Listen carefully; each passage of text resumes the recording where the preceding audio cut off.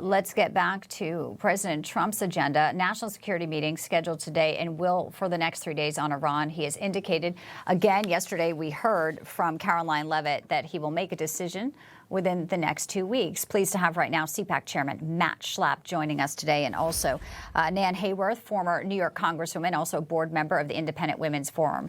So here we are, obviously the UN Security Council meeting. There's also the meetings in Geneva as well with the Europeans. You know, Matt, I'll start with you. They can never get a nuclear weapon.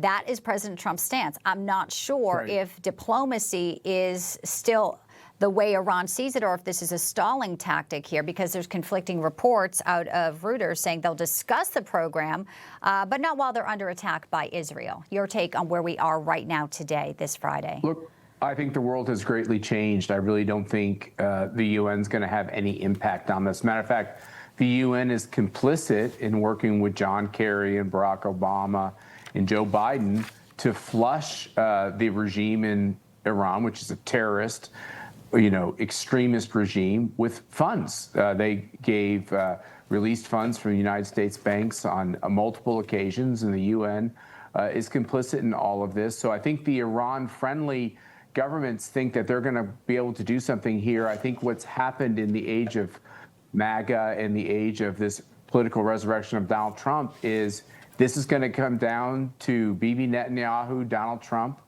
and this government in Iran. And I think Donald Trump's made it very clear he's never going to allow them to have a nuclear weapon. The question is, what's the best way to prevent them from ever having it? Yeah, and the discussions were about Fordo and how effective a bunker buster bomb would be, Nan, as we've been talking for days. And then you're hearing also about the consequences from Rafael Grossi, IAEA, making comments talking about maximum restraint. He basically is, as the head of the UN Nuclear Watchdog Agency, does say that armed attacks on nuclear facilities should never take place, radioactive releases. And so here we have a massive decision President Trump is weighing, but also Israel saying we've done damage to these sites, and we are going to continue on. And Iran does not have control of their airspace. Right. So obviously, Bianca, many complex forces coming to bear on what has clearly become an existential threat.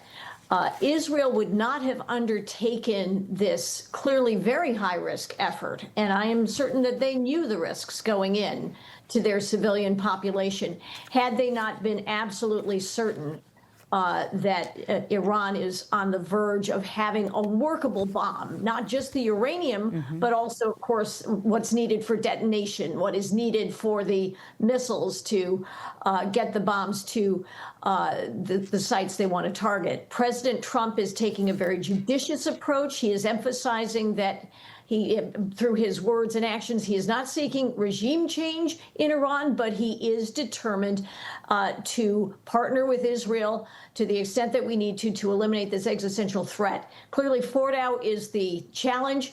We know that only the United States has the capabilities with its B-2 stealth bombers and its MOP ordnance to blast through in Fordow. But even that would take an enormous effort, because it's not just one or two of these MOP bombs. It would be a coordinated sequence of many.